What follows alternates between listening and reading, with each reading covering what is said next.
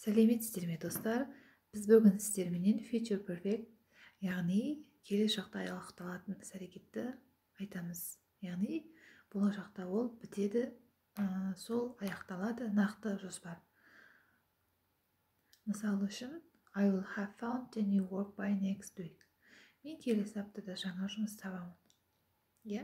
Келесі аптада жаңа жұмыс табады, одан кейінгі аптада ол сол жаңа жұмысын істеп жүрген болады. Яғни аяқталады, ол бітіреді сол жұмысын. Яғни болашақта аяқталатын іс-әрекетті қандай да бір уақытта, қандай да бір істі аяқтайтын болсақ, оны future perfect деп айтамыз. I'll have worked as a doctor for 15 years by next April. Менің дәрігер болып жұмыс істеп жүргеніме 15 жыл болады дейді, келесі сәуір айында. Ал келесі мамыр айында ол 15 жылдан асып кетеді. Сол себепті сәуір айында нақты аяқталады 15 жыл болып.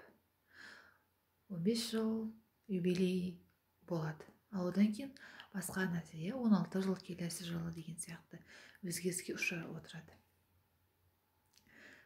Осы жалпы жасалу жолы өте оңай.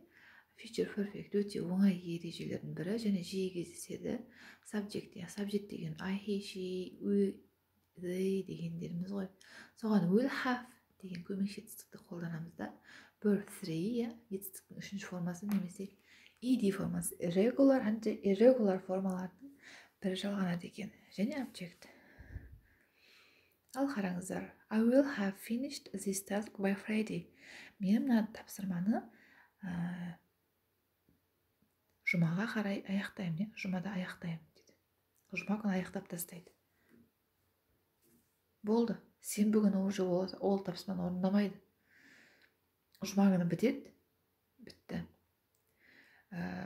Ал сенбі күні басқа тапсырманы орындауға көшеді. Бұл жерде де I, he, you, they, we дегендердің барлығы will have көмекші қолданыла береді.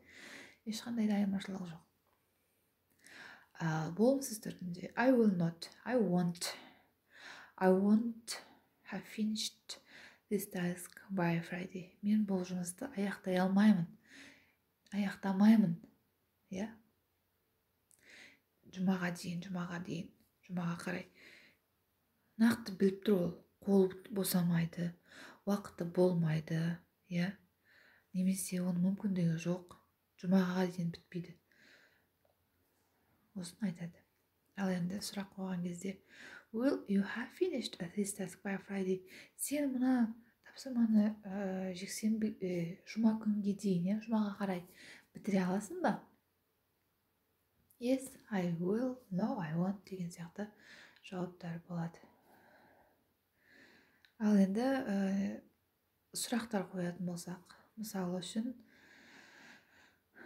негізгі сұрақтар сонымен қатар will I, яғни will I, he, she, subject, have 3, have verb 3, жаңағы үшінші жағы етістіктің what will have done by next year.